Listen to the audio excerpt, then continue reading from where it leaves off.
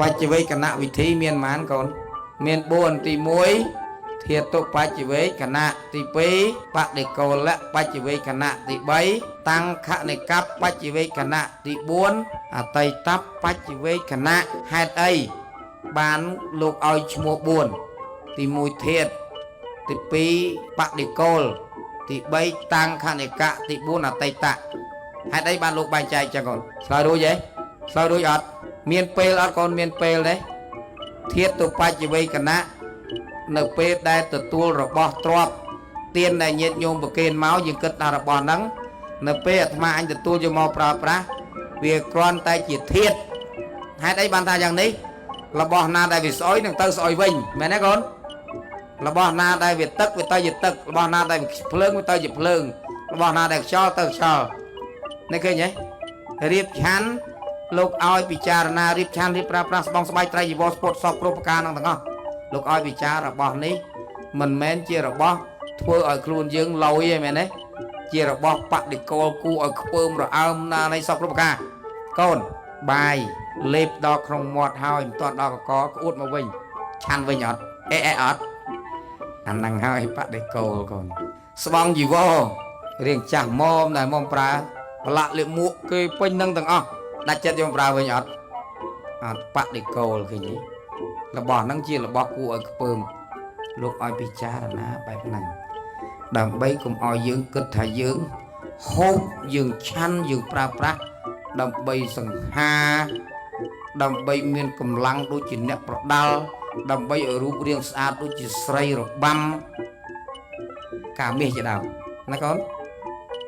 តាំងខនិកបច្ចវេកណៈពិចារណាដូចលើមានបញ្យល់ចឹងអតីតបច្ចវេកណៈហេតុអីបានលោកដាក់មកក្រែងលោយើងវាផ្លេចពិចារណាអាពេលទាំង3ខាងដើមណាកូនណា3ខាងដើមខ្លាចផ្លេចចឹងឲ្យយើងរំលឹកចឹងបានក្នុងវត្តមួយលោកឲ្យមានកិច្ចវត្តព្រឹកល្ងាចតើអត់ឡើងសូត្រធម៌ពេលព្រឹកចាស់ថាជាពាក់អច្ចៈគេហើយបើចាស់ពីដើមមិនឲ្យឆាន់ហ្មងកូនមួយថ្ងៃហ្នឹងមិនឲ្យឆាន់ទេចាស់ពីដើមណាទំនៀមលោកល្អអត់បានឡើងថ្វាយគុំព្រះដោយគ្មានជំងឺដោយគ្មានធុរៈដឹងតែអត់ឲ្យឆាន់ទេដើម្បីឲ្យយើងនេះបានបំពេញបុណ្យផងបានប្រតិបត្តិសេចក្តីល្អផងបើយើងមិនធ្វើល្អពុទ្ធបរិស័ទប្រគេនចង្ហាន់យើងដែលគិតលុយអត់គិតលុយទេមិនគិតលុយដាច់ខាត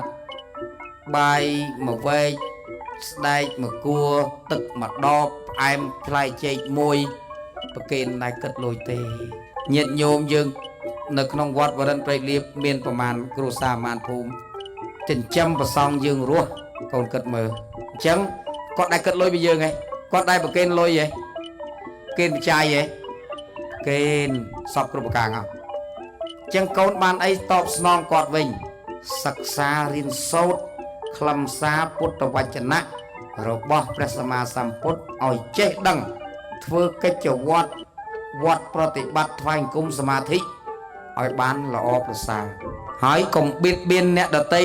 កុំបៀតបៀនខ្លួនឯងបៀតបៀនអ្នកដតីមិនកូនស្អប់គេចំណែងគេ